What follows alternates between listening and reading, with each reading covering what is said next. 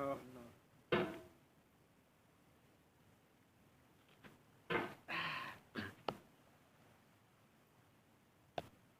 There's no feeling more intense than starting over. If you deleted your homework the day before it was due, as I have, or if you left your wallet at home and you have to go back after spending an hour in the commute. If you won some money at the casino and then put all your winnings on red but it came up black.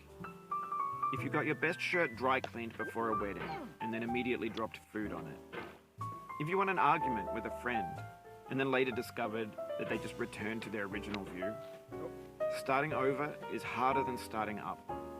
If you're not ready for that, like if you've already had a bad day, then what you're about to go through might be too much. Feel free to go away and come back. I'll be here.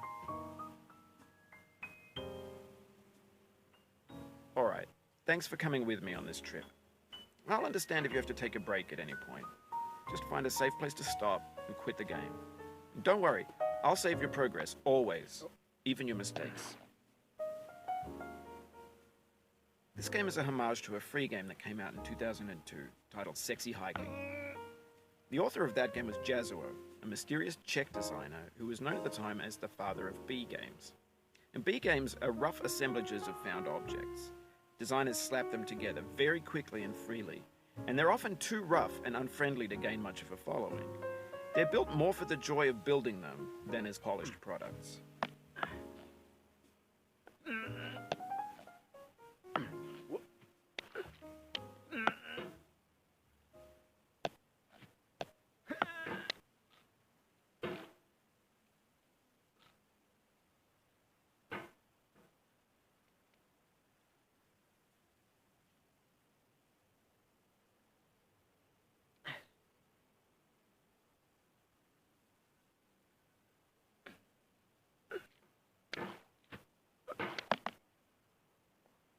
Oh, you just lost a lot of progress. That's a deep frustration, a real punch in the gut.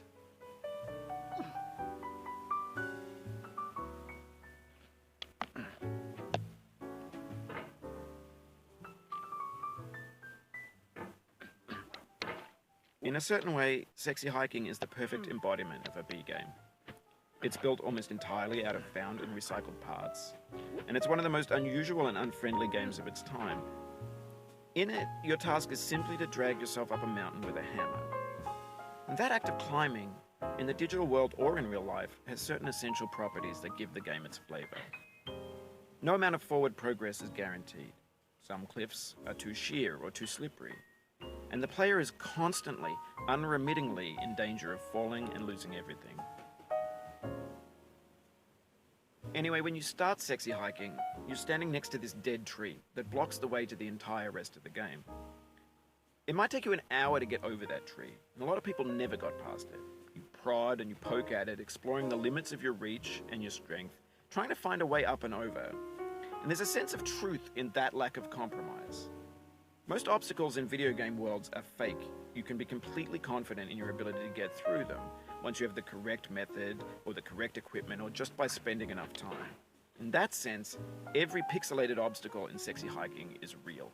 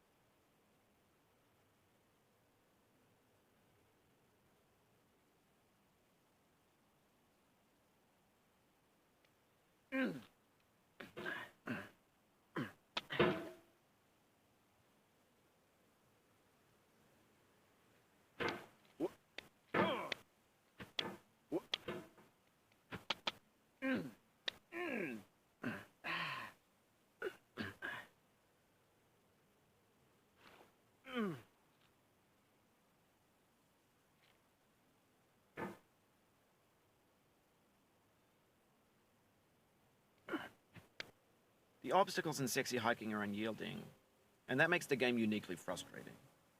But I'm not sure Jazzuo intended to make a frustrating game.